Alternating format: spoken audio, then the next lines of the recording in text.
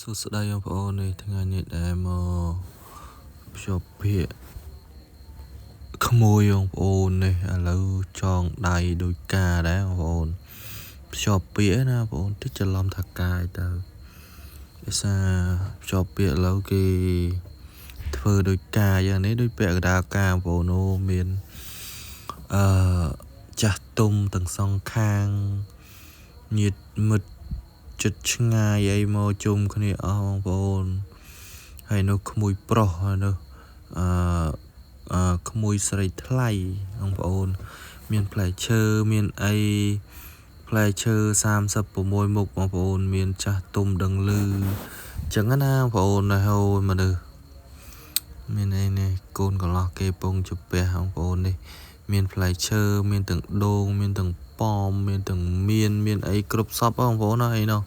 ឥឡូវតាអាចារ្យពងរៀបរាប់ដល់កូនកន្លោះកូនកំមុំចឹងណា